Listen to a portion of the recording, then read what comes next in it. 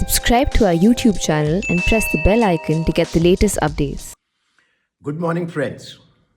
On 18th January, the media reported that China had constructed a village 4.5 kilometers inside Indian territory on the Sarichu River in the Upper Sumansari division of Arunachal Pradesh.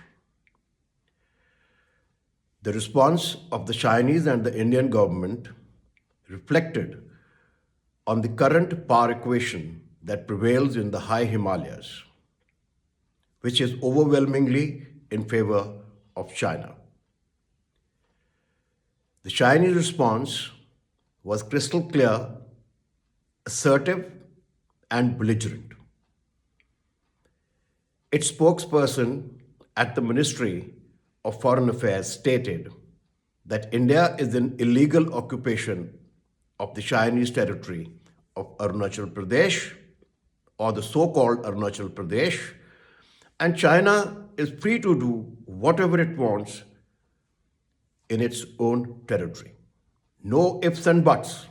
Absolutely clear policy that it will develop and use the disputed areas as it wants. In fact, it is part of the Chinese policy of development of its border regions.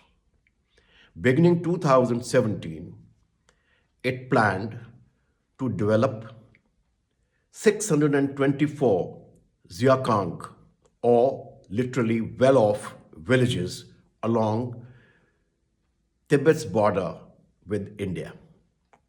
They extend right from opposite Karakoram all the way down to the area where the present village has come up.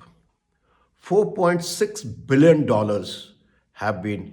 were earmarked in 2017, and the project is almost completed in 2020, and that's why we are seeing the reports via the satellite imagery. In fact, President Xi has laid out his own policy through his theory of development of border areas. He said that governing border areas is the key to governing a country and stabilizing Tibet. So China has got no doubts about what it wants to do in the areas which are under its illegal occupation. In a sharp contrast, India's response was subdued and virtually accepting the fait accompli that China has imposed on us. Our spokesperson said that India is aware of the Chinese development activities along the border areas for the last few years. And we have carried out parallel development activity along our borders. Not a word was said about Chinese intrusion into this area, even if it had taken place in 1959 after the Longzhou incident. No word of condemnation was spoken. It is inexplicable as to why the government wants to hide these facts, especially in today's era of open intelligence, where all these things can be viewed on open source satellite imagery. The only reason I feel to hide this from the Indian public is that the government has got an inbuilt fear of its that it exposes itself as to be seen as weak. I make a case for, firstly, the Indian public to be informed about the exact areas which are under occupation of China. The only time the government talks about it is to belittle the beleaguered Congress for having given away 38,000 square kilometers until 1962 to China. The fact is that after 1962, at a number of places in Arunachal and in Ladakh, Chinese have nibbled on our territory. Sporadic reports have been coming out in the media, and even the representatives of the people in the state as well as in the parliament have spoken about it, both in Ladakh as well as in Arunachal Pradesh. It is imperative for the government to put maps and satellite imagery in public domain, clearly showing the line of actual control, the international boundary, and the area which is under illegal occupation of China, including those areas which have been nibbled post 1962. I also make a case that the best way to safeguard our territory is to develop the border region. We have a border areas development program, but the budget is too meager. For example, Arunachal has been allocated $2.5 million for the last years, the last financial year, for development of border villages. Now compare this with what China has earmarked.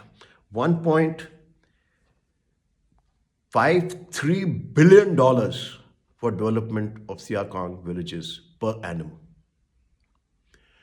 So we need to revitalize our border development program. Also, our border area road development program needs to be given greater impetus by the government. The government has made a proper program, but low budget, lack of vision, tardy execution leaves much to be desired. We must also open the areas for tourism. Our tourism industry and our people are very enterprising, and I'm sure if the areas are open, tourist infrastructure will come up. What tourism requires and what development also requires is power.